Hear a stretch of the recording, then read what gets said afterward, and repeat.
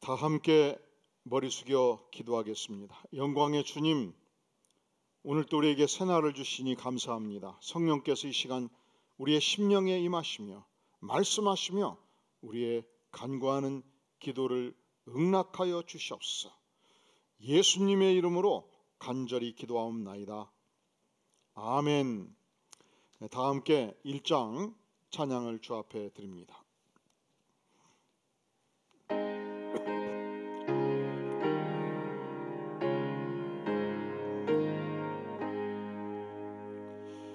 만복의 근원 하나님, 온 백성 찬송 드리고 저 천사여 찬송하세. 찬송 성부 성자 성령. 아멘.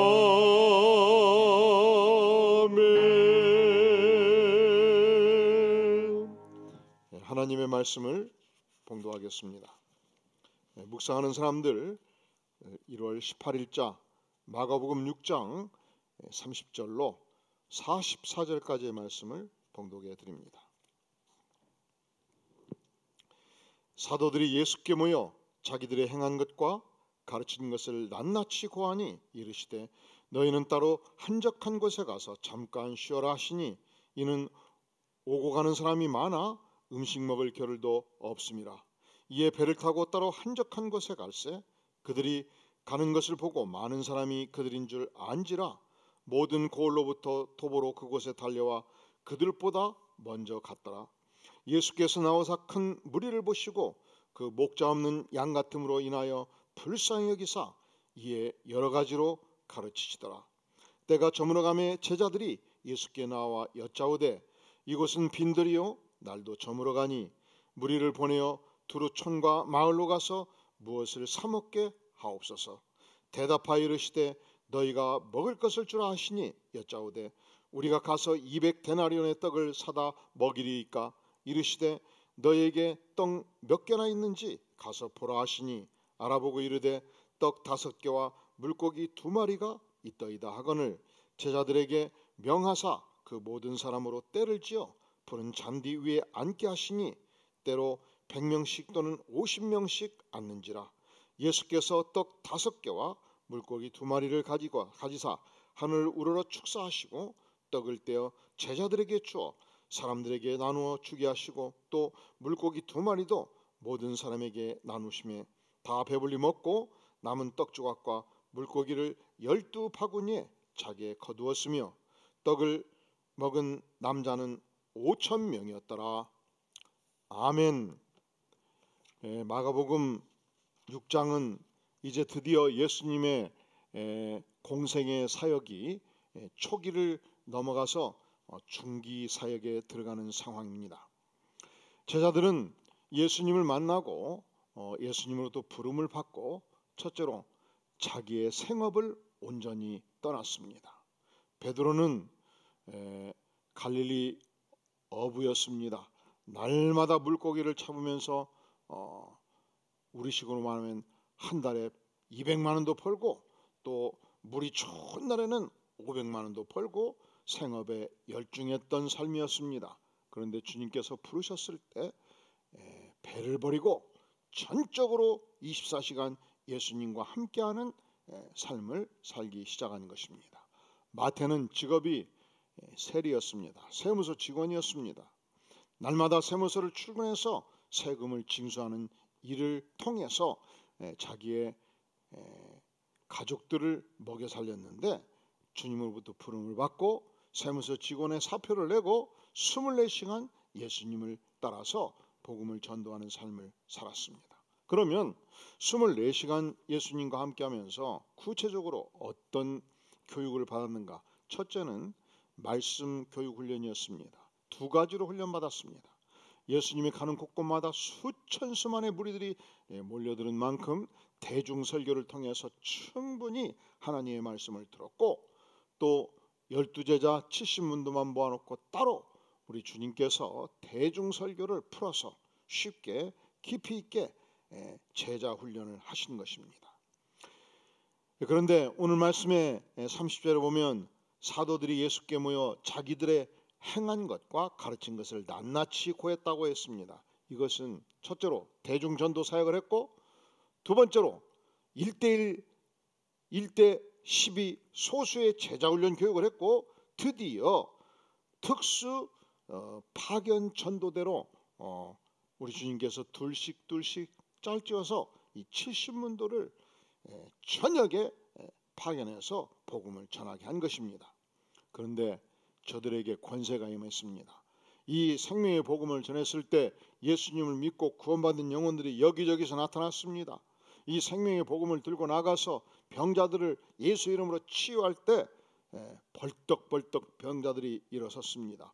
귀신 들린 자가 온전해졌습니다. 그래서 제자들이 예수님께 모여와서 주님, 이 지역에서 이러이러한 역사가 있습니다. 서로 어떻게 보고를 열심히 했는지 이 낱낱이 보고를 들으면서 서로 감격하고 서로 기뻐하고 이제 예수님으로부터 또다시 교육을 받는 그런 삶을 살았을진데, 잠깐 쉴 때마다 또 엄청나게 사람들이 모여드니 저들을 돕다 보니까 심지어 음식 먹을 겨를조차 없이 바빴다는 표현이 본문 가운데서 나오고 있습니다. 자, 제자들이 어떻게 제자로서 교육을 받았는가? 첫째로 대중 말씀 집회를 통해서 교육을 받았죠. 대중 집회를 통해서는 예수님이 치유 사역도 했고 축귀 사역, 귀신을 쫓아내는 사역도 했고 하나님의 위대한 복음을 증거하는 말씀 사역도 했습니다. 여기서 훈련된 그들은 파견 전도대가 되어가지고 지역 파견되어서 전도 활동을 해서 엄청난 성과가 있었습니다. 그리고 이제 12제자만 모여서 70문도만 모여서 본격적인 소수 제자 훈련을 받게 된 것입니다. 문제는 우리 주님께서 대중집회를 할 때 아침 9시, 10시쯤 설교를 시작하고 집회를 시작을 했는데 오늘따라 집회가 길어져서 하룻밤 해가 넘어가기 시작한 것입니다. 오늘 말씀에 35절에 보면 때가 저물어 가매 제자들이 예수께 나와 여짜오되 이곳은 빈들이요 날이 저물어 가니 무리를 보내어 두루 촌과 마을로 가서 무엇을 사 먹게 하옵소서 요청을 한 것입니다. 예수님, 날이 곧 저물면 얼마나 지금도 배고픈데 배고케 싸움나이까? 해지기 전에 무리들을 흩으셔서 마을로 들어가서 어떻게든지 각자 돈 주고 몇 푼씩 주고라도 각 마을로 가서 밥을 사 먹게 도와야 되지 않겠습니까? 요청을 한 것입니다. 그때 예수님이 알았다 그리하거라 말씀을 안 하셔요. 왜 그랬을까요? 우선 이 모여든 수천 수만의 이 군중들이 돈을 그렇게 풍부하게 가지고 있는 군중들이 아니었습니다. 두 번째로 돈도 없는 저들을 이 벌판에서 흩어버리면 또 다시 모으기가 어렵지 않겠습니까? 그래서 주께서 해결책을 제시합니다. 그건 안 된다. 그러면 어떻게 해야 될 것이냐? 너희가 직접 먹을 것을 주라. 예수님, 우리가 아무것도 먹을 것을 가지고 있지 않습니까? 우리도 가진 것이 없어요, 주님. 그리고 우리가 지금 유다야, 너가 돈깨를 맡고 있는 회계 부장인데 과연 이 전체를 먹일 돈이 있겠느냐? 전대가 비어 있습니다. 예수님, 우리가 가진 것이 없는데 너희가 먹을 것을 주라 하시면 어찌 우리가 줄 수 있겠습니까? 이것이 제자들의 반응이었습니다. 그때 다른 성경에 보면 이 게시성을 가진 산빌립이라는 인물이 있었습니다. 허시성을 가진 이 안에 계신 분은 어떻게 답변하시겠습니까? 게시성을 가진 산빌립이 누군지 아십니까? 아시면 동그라미, 모르시면 가입표. 아십니까? 모르시는군요.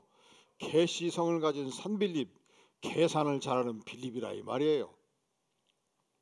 그가 예수님께 나아갔습니다. 예수님, 이 성인 남성만 5,000명이니 애 둘 딸리고 부인까지 하면 이 5,000명 곱하기 4 해가지고 2만 명을 댔진데 이들에게 콜라 한 병하고 빵 2조각만 줘도 최소한 1,000원은 들 건데 2,000만 원을 가져와 먹일 텐데 주님, 전대가 비어 있으니 도대체 어떻게 이들을 먹이라고 하시나이까? 그때 비시성을 가진 천 안드레가 나섰습니다. 김시성을 가진 이곳에 계신 분께서는 비시성을 가진 천 안드레가 누군지 아시나요? 누구예요? 그렇습니다. 비전의 안드레. 미래의 큰 비전의 품을 품고 살아가는 안드레. 그가 주님께 나아가서 주님, 여기 오병이어가 있나이다. 떡 5개, 물고기 2마리, 어린아이 하나가 먹어버리면 끝날 작은 것이지만 이걸 가지고 주님 무슨 방법이 있지 않겠습니까? 과연 우리 주님께서 이 오병이어를 축사하사 간절히 하나님께 축복 기도를 했더니 이것이 늘 커지고 커져서 오늘 말씀에 41절에 보면 예수께서 떡 5개와 물고기 2마리를 가지사 하늘을 우러러 축사하셨을 때 떡을 떼어 제자들에게 주어 사람들에게 나눠주게 했더니 물고기 2마리도 모든 사람에 나눠주게 했더니 다 배불리 먹은 것입니다. 성인 남성만 5,000명, 전 회중 2만 명이 다 배불리 먹고 남은 떡을 거두었더니 12바구니가 가득 찼다는 것입니다. 하나님께서는 어떤 인물을 사용하십니까? 열심히 계산하는 게 필요하지요. 우리가 계산이 안 맞는 인생을 살면 안 되지요. 그런데 계산만 하는 인생을 하나님은 쓰실 수가 없습니다. 계산만 하는 인생을 가지고는 앞뒤가 꽉 막혀가지고 하나님이 도무지 쓸 여유가 없어요. 계산을 뚫고 나아가는 인생의 비전이 필요합니다. 하나님, 과연 떡 5개, 물고기 2마리 작은 것이지만 하나님이 사용하시면 이 천 백성을 먹일 수 있는 주님이 아니시겠습니까? 이 비전의 안드레, 비시성을 가진 전 안드레를 하나님은, 예수님은 위대하게 사용하신 것입니다. 사랑하는 성도 여러분, 우리가 신년도 시작을 하면서 사회가 많이 어둡습니다. 또 코로나 요즘도 500명씩 확진자가 나오는 관계로 이 교회도 10%만 교인들이 예배 때 참여할 수밖에 없는 어려움이 있습니다. 그러나 우리가 비전을 바라보면 예배가 소중하다고 안다면 10%만 예배를 참여하면 하나님께서 원하시면 우리 교우들이 대면 예배를 소망하시면 하나님 주말에 10번을 드리면 1000백성이 예배를 드릴 수 있지 않겠습니까? 우리가 이렇게 기도할 수 있는 것입니다. 하나님, 어찌하든지 코로나를 막아주시고 우리가 철저하게 방향하면 영유아부, 유치부, 유년부, 초등부, 중고등부, 청년부 이 예배가 꼭 어른들만 드리는 것입니까? 아니죠. 인생이 꽃피울 때 일찍부터 여호와 하나님을 알고 하나님을 경외하는 삶이 얼마나 소중합니까? 하나님 자라나는 세대도 하나님을 바라보고 비전의 예배를 드리게 주시옵소서. 우리가 간절히 기도해야 되지 않겠습니까? 비전이 미래를 열어가는 것입니다. 19세기 말 1880년도 전후에서 대한민국은 대단히 가난한 나라였습니다. 전염병이 창궐하였습니다. 또 그로부터 30년 후 일본 제국주의에 의해서 국가가 멸망당하였으니 멸망 직전에 대한민국은 가진 것이 없었습니다. 부패가 대단히 심했습니다. 비전이 보이지 않는 어두움의 땅 대한민국이었습니다. 그때 두 두 분의 인물이 명문대학을 다니면서 하나님을 섬겼을 때 은혜를 받았습니다. 아펜셀레와 언더우드입니다. 하나님, 이 복음의 축복을 나만 누릴 수 없사오니 어느 민족을 가서 섬겨야 되겠습니까? 전 세계 민족을 놓고 기도하면서 가장 가난한 나라, 가장 꿈을 잃은 나라, 가장 어두운 나라, 이 코리아 한반도에 가서 복음을 증거하리라 하나님으로부터 부름을 받고 배를 타고 석 달씩 배를 타가면서 드디어 대한민국에 들어온 것입니다. 열심히 사역을 시작을 했습니다. 열심히 교육사업을 일으켰습니다. 열심히 병원 사역을 일으켰습니다. 이 한반도에 창궐한 코로나를 잡기 위해서 할 수 있는 모든 일을 했습니다. 그리고 그들이 믿기 시작했을 때 교회를 설립해서 전도 활동을 한 것입니다. 아펜셀레가 전라도 지역에서 열심히 전도 활동을 하다가 이제 서울의 선교 사역의 일로 올라올 일이 있어가지고 배를 타고 1925년경 이 젊은 나이, 이 참으로 40대 후반 창창한 젊은 나이에 배를 타고 올라오다가 배가 파손하게 된 것입니다. 그는 혼신의 힘을 다해서 죽어갈 목숨들을 몇 명 살리고 본인은 물에 빠져서 생애를 마감을 한 것입니다. 얼마나 억울한 일입니까? 얼마나 가슴 아픈 일입니까? 얼마나 아까운 인물입니까? 그런데 그가 젊은 시절 하나님 내 인생을 사용하여 주시옵소서. 한반도 복음화의 역군으로 사용하여 주시옵소서. 그가 기도하고 하나님께 인생을 바치고 산화되었지만 그것을 통해서 오늘날 그의 꿈을 따라 대한민국 인구의 20% 약 1,000만 명이 예수 십자가의 복음을 믿는 기독교 강성대국으로 세워준 것입니다. 코로나 시대 참 어두움의 시대입니다. 우리 성도들이 마음껏 대면 예배를 드리기 어려운 시대입니다. 이런 시대일수록 더욱 하나님께 간절히 같이 기도하기로 합니다. 첫째로 우리가 교회에서 예배를 드리든 가정에서 예배를 드리든 전심을 향하여 예배하여 은혜 받는 삶을 계속 우리 전 교인이 신앙생활을 무장하고 감당할 수 있도록 영야부, 유치부, 유년부, 중고등부, 청년부 이 모든 주일학교에 속한 우리 자녀들이 가정에서도 예배하고 교회에서도 예배해서 이 예배의 열정이 떨어지지 않도록 하나님을 잊어버리는 삶을 살지 않도록 우리가 간절히 기도해야 되겠습니다.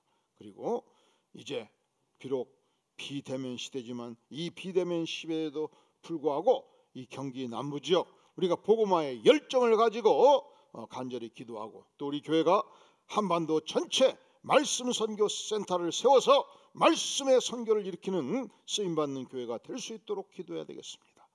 우리가 한 일주 전 하재식 선교사 그가 어떻게 브라질에 들어가서 18년 동안 이 목회자들을 훈련하는 프리셉트 말씀 연구 사역을 진행했는지 구제 사역을 했는지 교회 개척 사역을 했는지 살폈습니다. 한 사람이 변화되어서 떠나면 한 지역 전체를 변화시키는 놀라운 비전의 사역을 일으킬진데 하나님 우리 교회를 통해서 이 어두움을 벗고 복음을 왕성하게 증거하는 하나님의 말씀 선교를 일으키는 역군으로 쓰임받도록 우리 모든 교우들이 간절히 기도해 주시기를 부탁드립니다. 다 함께 머리 숙여 기도합니다. 영광의 주님 그렇습니다.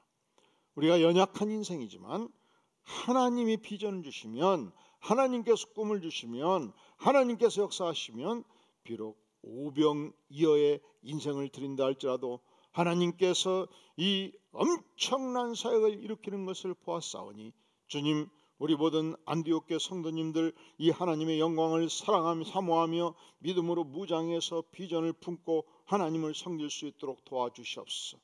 이 어두움이 거치는 날이 속히 오게 도와주시옵소서. 우리가 마음껏 하나님을 예배하고 복음을 증거하는 새로운 세상을 우리에게 열어주시옵소서. 예수님의 이름으로 간절히 기도하옵나이다. 아멘. 주기도문으로 예배를 마칩니다.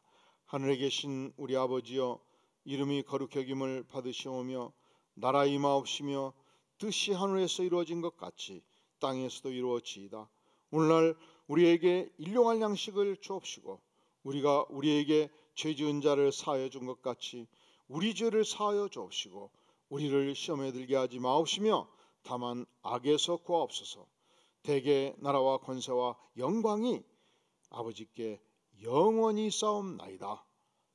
아멘.